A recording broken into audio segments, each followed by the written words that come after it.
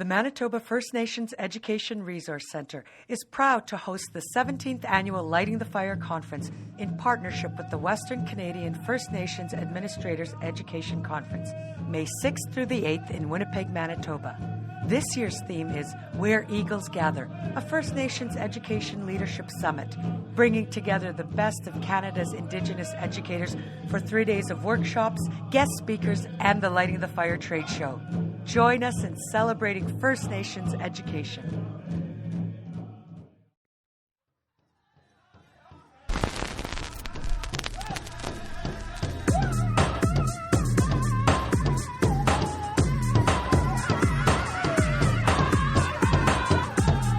You are now listening to Thunder Radio, the podcast of the Manitoba First Nations Education Resource Centre.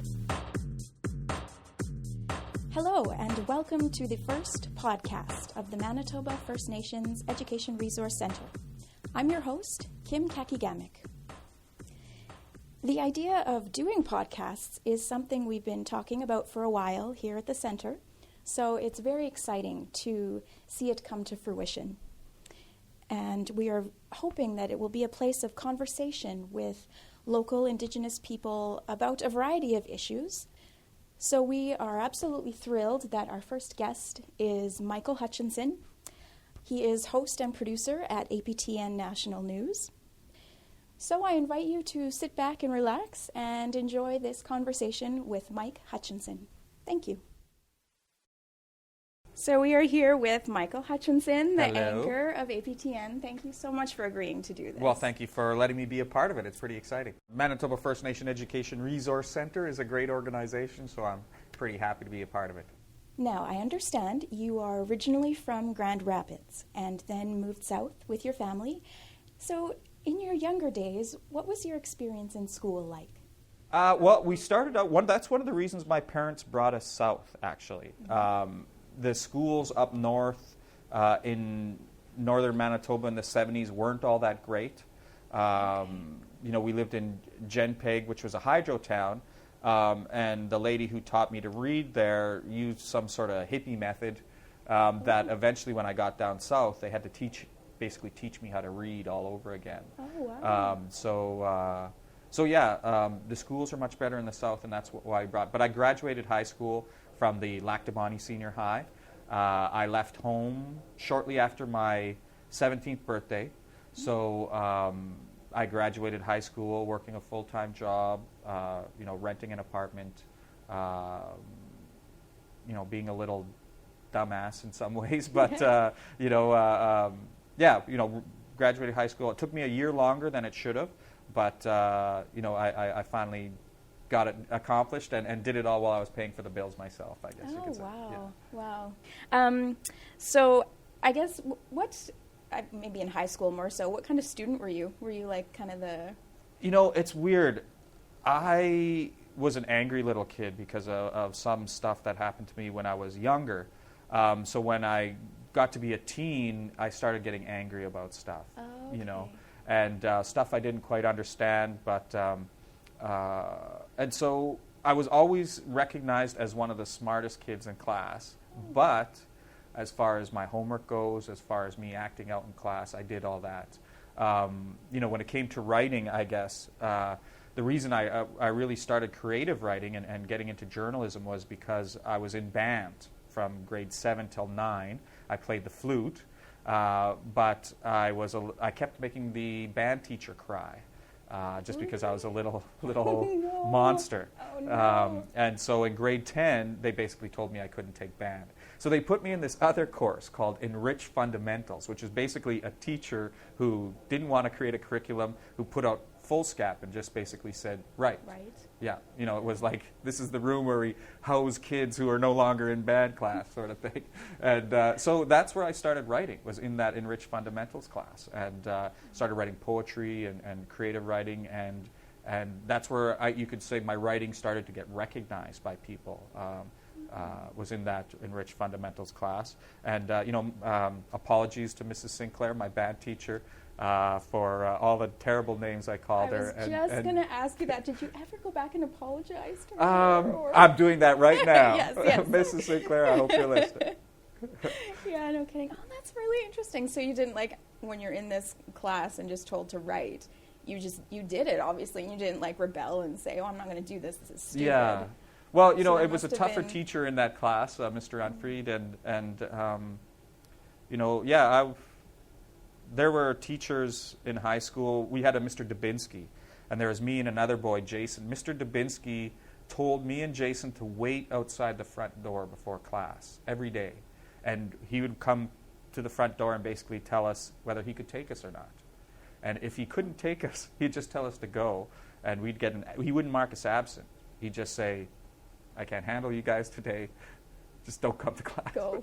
And that's probably not the greatest thing to say about Mr. Dubinsky as a teacher, but you know, I was a challenging kid to any adult because of my anger issues, as well as you know, I read a lot, and so I knew a lot, and so you know, when it's bad enough being a teenager, you think you know everything, but being a well-read teenager, and, you know, you definitely think you know everything, and which of course I didn't. Yeah. So then, was there a specific teacher then that impacted you a lot? Oh, or yes, were you, certainly. Yeah? We had, you know, I had a lot of good teachers, you know, people who really cared about what they're teaching, you know, Mrs. Augustine, Mr. Nally. You know, I guess my favorite teacher would be Mr. Klassen, which was our English teacher. And he was sort of a, you know, kind of a hippie type, I guess you could say. You know, he's very laid back. You know, if you wanted to be in class, you were there. If you didn't want to be in class, you weren't there. But you know, I was a reader, and I loved reading, and he made books interesting. And, you know, a good English teacher is almost a bit of a psychologist, you know, in how, you know, you have to know the human experience and sort of be able to touch and tell about that human experience in order to be a good English teacher and to pull, you know, the meaning of what a book actually is out of it. And Mr. Klassen was good at that. Oh, yeah, okay. Yeah. So even though you were perhaps not the best student, it seems you always enjoyed learning. So can you tell me a bit more about your thoughts on learning in general? There's a difference between learning and education, right? Learning to me, learning is when you take your education into your own hands and make it who you want to be, or make it what you want it to be. Personally, I think people should be learning every day. Learning is, you know, learning can be done in a number of ways. You know, for us as First Nation people, there are many sources open to us for learning that are traditional, that we can go and talk to elders and that sort of stuff. Books are a great source of learning where people can go out but through these tools, you can create your own learning. And learning is something that should be driven by interest, right? You're interested in things, and so you go and explore those things. Education is sort of organized learning, right, where you go to an institution or even, you know, a teacher, but mostly nowadays an institution where they have a direct curriculum, and you learn what they want you to learn, and you jump through their hoops and that sort of stuff. So as somebody who is a learner, I have a great appreciation for learning, and to a lesser degree education, but certainly that's an important tool. So when I left home and I graduated high school, I set about going to learn. And so I went to the city. I explored a lot of different things. Not all of those things were good things to explore. I got involved involved with people who were not doing very good things and that sort of stuff as a young man in my 20s. So I did a lot of learning. Eventually, I sort of got into, I had a friend who was in journalism, and they sort of recommended this course called Creative Communications at Red River Community College. That's the course I took. Oh, yeah? Okay. Yes. Well, I took the first year of Creative Communications, and then that summer, I got a job doing catering for rock concerts and movie shoots. Wow. So I did between 1990 and 94. I did most of the dressing rooms for most of the bands who went through Winnipeg. Oh wow! So I've done dressing rooms for Pink Floyd, the Rolling Stones, Metallica, Guns N' Roses, Skid Row, Tina Turner, Tanya Tucker. Most of the bands that went through Winnipeg through that 4-year stretch, and it was a great learning experience. because of that, I did not go back and get my second year of so I do not have a degree in communications at all. I did go back. Eventually, I moved to Calgary because of some of those bad things that I was doing. It was a good time to leave the city. It was sort of like either jump in with both feet or jump out. So I jumped out.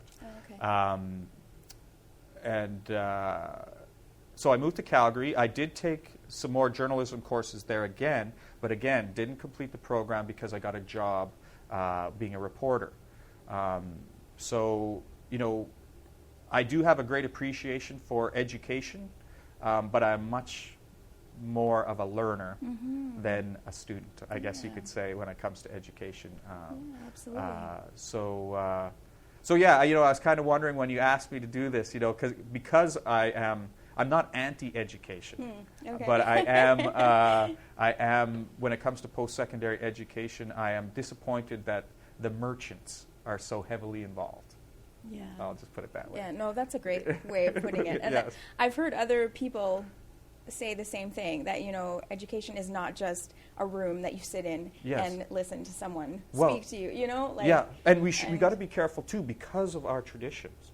You go out and become an expert fur trapper. To me, you're like an expert plumber. Like you've learned, you may have not jumped through the hoops and got the on-paper accreditation that a plumber has, but you've gone out and learned, and you have a skill. You have something that you can use to bring resources into your family. Something that you can fill your days with, so that you're a productive member of your community. As Aboriginal people, we have to consider our traditional sources of learning and our traditional areas of learning, like our language and all that kind of stuff. And it's just really easy for when we think of education to just think of white, well, I don't want to say white, but Western European education, right? Yeah. There is so much more to learn that isn't covered by Western education. It's a struggle that I think all Aboriginal people deal with. For example, here, I work on TV. Now, I work at APTN, which is the Aboriginal People's Television Network, but there's this old guy named Marshall McLuhan who said, the medium is the message, right? The medium is the message. How you present your information is just as important as the information you're presenting. So now for us at a TV station, there are so many Indigenous stories that happen out on the land. So many Indigenous stories that happen in little communities all over. But for us, we need electricity. So going out on the land is a major challenge. So some of those stories don't get told very well. So what happens is that because of our medium, we can't be 100% Aboriginal, because we need electricity, we need cities, we need places to plug in, we need the internet, we need all these kind of stuff. So ultimately, TV is an assimilationist medium, right? Yes. It comes from the urban environment, and we didn't have urban environments. The closest we got was longhouse people. So ultimately, TV is assimilationist. But how do we make good TV that is Indigenous? And there is a mix there. It's a challenge. But ultimately, my medium is an urban medium, and it is ultimately sucking people into the city. In heart and in mind. Yeah, of course. Yeah, and that's something I struggle with, and I can see MFNERC dealing with the same issues when it comes to the difference between learning and education. Yeah, exactly. Well, that does lead me to my next question, that I was going to ask you, based on what I read on your Twitter feed. I'm an avid follower of your Twitter feed. I just love it. But you seem to have this gift of balancing the traditional with the Canadian society, with your traditional culture and beliefs. And I was wondering if that's just something that comes naturally to you, or if you make conscious choices to Well, there's a couple of things I'll say about that. First off, an elder once told me, if you don't speak Cree, you ain't Cree. And I agree with that elder, say 75%. I don't speak Cree. And I call myself a Cree person. I also have Métis in me. But, one of the greatest embarrassments of my life is that I don't speak my own traditional language, right? And my mother, when I asked her, why didn't you teach me Cree? She grew up in racist, 1960s, 1970s Manitoba. And she said, if you had an Indian accent, you wouldn't be able to get a job. And that's why I didn't teach you Cree. So that is the greatest embarrassment of my life. Let me get that off my chest right away. Then there's another idea, the idea of assimilation. Now, a lot of people look at assimilation as sort of a finish line that you cross, right? Yes. And okay, well, you crossed, now you're assimilated. So you're over on that. Yeah. But assimilation, if you look at it, its dictionary meaning means to become more the same. Okay? So that is a process. It isn't an end result. So each little step that we take, each little shade of gray that we take away from, say, 1941 Indian towards modern Western European urban-based person, Yes. Each one of those little shades of gray is a step towards that other thing, right? And so for me, I sort of acknowledge that, and that, where am I? And as far as, on that line of grayscale. And I make a point of, if not fighting, at least noticing every step, every little shade of gray that we take towards assimilation, the end result, right? Yeah. And so, I think it's better for people to look at it that way, because there's so many Indigenous people who say, well, I'm doing this, but, I'm not that yet, so I'm not assimilated. Well, you may have just taken a small step closer, right? Okay. And if you don't acknowledge those small steps, then you're going to end up at that finish line and not even realize you're running a race. You're at the end already, And so that's another part. But also, I think, I had a great-grandmother who, she taught me First Nation values, and First Nation values about family and about caring people. My grandmother, Angelique Cook, always had, a pot of stew on the stove, for people to come in. She was very proper as far as First Nation etiquette goes, and that sort of stuff. And I owe her a lot. My stepdad's a white guy, but my grandmother had 14 kids, and some of my aunties have 12 kids. So my stepdad was, and I shouldn't call him my stepdad, he's my dad. My stepdad was a single child, and so all my influences were from my mother's side, which was the First Nation side. And I had my uncles, even with their other problems, were hard workers, people who cared about their community, and, So I guess, I don't know, my Twitter feed is just an expression of me rather than a created thing, I guess you could say. You just seem to know so much and be so... Well, I appreciate that. I've had a lot of good teachers. Like I've worked, I worked at the Assembly of Manitoba Chiefs as the Director of Communications for a while. I've been lucky in that because of my experience, I worked... I've worked at the Indian Claims Commission. I guess there's I might as well tell that story. I crossed the desk. I was a journalist for a while in Calgary. I started at a couple of newspapers, and then I got on Aboriginal Times, which was a supplement to the Globe and Mail. I worked my way up from reporter to managing editor, but then I crossed the desk. I got a job offer in Ottawa at the Indian Claims Commission. So I moved from the journalism side of the desk to the communication side of the desk. Okay. And I became a writer for the ICC. And that gave me a great amount of experience, because when you're a First Nation Indigenous person, especially if you care about the issues, you get involved with the issues at home. And so you learn the history of your community, you learn the history of your treaty area. It's very difficult to figure out, what are the Blackfoot doing over in Alberta? Or, what are the Dene doing up in Yellowknife? Well, because of my experience at the Indian Claims Commission, I got to read land claims. And land claim, the documents surrounding land claims, and then the ICC minutes and proceedings. And so it gave me a very good national perspective on what's going on across the country, because these land claim documents are basically mini histories. And so by working these out, and I had to basically rewrite them so that they were for an audience, like a regular man audience rather than lawyers. And so I was very lucky in having that sort of experience. And then here in Manitoba, I worked at the AMC, and then I worked at the Treaty Relations Commission. And gathering all that, or listening to all that oral history from the elders that is all treaty-based, in Manitoba was a great experience as well. So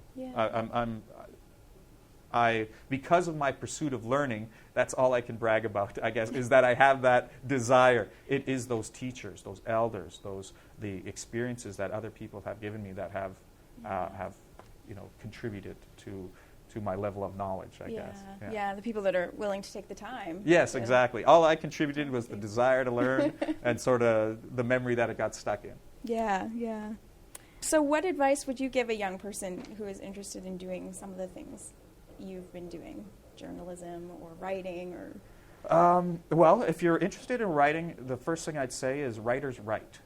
No matter what kind of writing you're doing, whether it's creative writing, poetry, you want to write TV shows, you want to write, anything, writers write. And so sitting down in that chair for an hour a day and writing something, whether it is a journal, whether it's a poem, whether it's half a poem, whether it's half a short story, whether it's an outline of a short story, I don't care. Just sit down and write. Just sit down and write for an hour a day. That's how you become a writer. Journalism is still, because of the way society is today, and because of the merchant's involvement in education, it is hard to get a lot of jobs nowadays without having that piece of paper. Journalism is, and I say this tentatively, is one of those industries where you can get to a certain level without the need for education. But you got to know how to write a story. You got to know how to do it. You better have done it if you want to get into it. Because especially if you're not going to go with the education path, if you're just going to try and do it. But it is possible in journalism. Obviously, something like an engineer or a doctor, you need that piece of paper, right? But journalism is something that if you've done it, if you can show an editor that you can write a decent news story, you still might get hired without that piece of paper. Communications as well, although that is something that you might need that piece of paper for now. It's always changing. The other thing that's changing is TV itself. Mm-hmm. People are watching TV on their phones. People are, everything is digitalized now. Mm-hmm. So whether there are going to be actual cable TV stations in 10 to 15 years, I don't know. Yeah. There, of course, will always be news shows. There, of course, will always be TV, or, productions of shows, whether those are going to be shown on TV or whether they're going to be shown in digital format, Netflix. That is certainly in change. Netflix, all that kind of stuff. So that's something even here at APTN we're dealing with because of all the changes. So there's so much transition happening right now. It's hard to give concrete advice to somebody, but I would say, if you want to be a writer, put your ass in the chair and write. And that's the only way it's going to happen. Yeah. Okay. Well, so switching gears a little bit, okay. I just wanted to get your opinion or what you think are some of the biggest issues regarding First Nations education. Well, I think it's just the quality of First Nation education is not up to a standard where a young person who graduated on reserve is going to be able to go out and get a decent job. And I say that in general because I know there are certainly schools out there and communities who are doing amazing work. Organizations like the Manitoba First Nation Education Resource Center are doing amazing work. But, the issue of funding. We've had the 2% cap on since 1996. The Education Act recently came out, and, for a lot of people, there were people who were against it, people who were for it.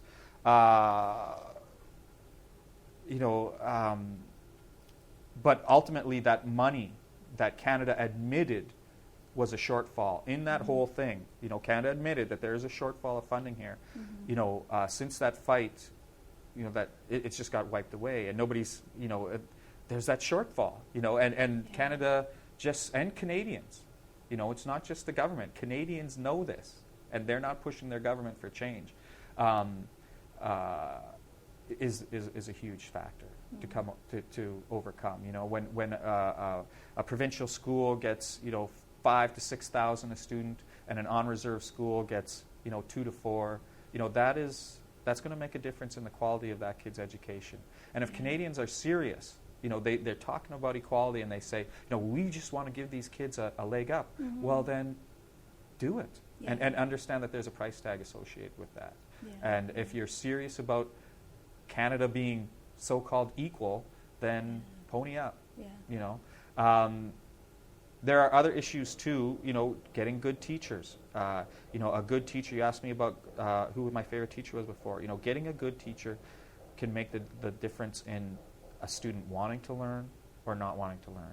And having teachers who are committed to teaching those kids, they're just not, jaded curriculum stampers, is an important thing. And, giving the teachers an environment, and as far as pay, as far as a place to stay, as far as, not getting heck from the chief because they failed the chief's kid, or something like that. Creating a nest for our teachers is important, so that they feel comfortable enough to teach, and when they feel comfortable enough to teach, they'll do a better job of fitting in our communities and becoming a part of our communities.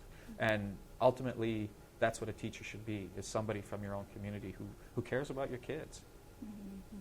So then what do you say to, because I always hear this, it's just so frustrating to people who say, oh, more money isn't going to fix anything. We are always throwing money at things, and it never fixes anything. Yeah. Well, that is a good point. Canadians, when they say that, why do the Indians... Actually, here, I'll tell you this story. I was talking to when I worked for the Indian Claims Commission, I was talking to an old land claims negotiator. An old guy, he always worked for the government, but he was a very open-minded gentleman, nice guy. And he told me this story once. This younger land claim negotiator came to him and said, why do they always ask for money? All they want is more money. And the old land claim negotiator said, that's all we have. That's all we offer. Oh. Right? So Canadians got to understand that their system is based on money. Right? That's a really good point. If the government gave a herd of cows to a First Nation, the news reporter would sum up those cows in a dollar figure. $5,000 worth of cows were given to the First Nation. Right? Everything in Canadian society is valuated. So, of course we have to ask for money. There's nothing else we can ask for. We need 365 pencils. So when people say, all they ask for money, that's all Canadians are offering, right? There is a point, though, that other things need to be solved other than the money issue. The money issue is huge, but for example, from the First Nation perspective, First Nation, we have MFNERC, which is a group of people working to solve problems in a number of communities. That is an important thing, right? We have to realize that our nations are not our communities, or they're not a single community. Grand Rapids is not a nation. It is one community in the larger Swampy Cree Nation, which is one sort of province in the larger Cree Nation, right? Yeah. So what we have to do is band together so that we can create curriculums that cover a bunch of schools, right? Yeah. My elders say you are the land you live on. So people from a certain landscape get together and create a curriculum for your children and do it as a group, because by doing it as a group, you're cutting down costs. Right? So they won't have to throw so much money at you because you're doing it as a group, and those costs are being, one group, if it covers 5 communities, will be able to do a much better job for much less than 5 groups trying to cover those 5 individuals' communities. So we have to understand, and part of that, is making those old links again between our communities, between our nation. Right? Colonialism has destroyed some of those links. Our own backstabbing and our own fighting over the years has destroyed some of those links. And then even the very fact that some of our cultures were nomadic to begin with, and so putting a whole bunch of non-allied families in one community, is something that doesn't exactly fit our culture, right? When we were in nomadic cultures, everybody around us was an ally. You know, when you put a whole bunch of Cree families together, they might not all be allies. That's true. Right? Yeah. And so, you know, there's a lot of things that we have to overcome on our side, but the most important thing is that we're doing this for our kids. You know, if we want to rebuild our nation, that means recreating the connections between our communities and between our families and healing some of that stuff. So yeah, money isn't all that needs to be thrown at the problem. Certainly money does need to be thrown at the problem, but it isn't everything. We need to do some work ourselves. Yeah. Okay. Well, thank you No so problem. much. And on that note, we end our conversation with Mike Hutchinson from APTN. We just want to thank Mike so much for agreeing to be our first guest on our podcast from the Manitoba First Nations Education Resource Centre. It was so wonderful to chat with him, so thank you, Mike. And for our next podcast, we are going to be offering a kind of soundscape, a collection of interviews and presentations from our upcoming education conference. The conference is the 17th annual Lighting the Fire Conference, and this year it will be held in conjunction with the 11th annual Western Canada First Nations Administrators Education Conference. The event will be May 6th to 8th in Winnipeg at the Victoria Inn Hotel and Convention Centre. And we hope that all of you listening will come to the conference. It's going to be a fantastic event. We have so many wonderful speakers and presenters and musicians planned. And if you want more information, you can go to our website. It is www.mfnerc.com. So thank you for listening, and we look forward to preparing our next podcast for you. Thank you.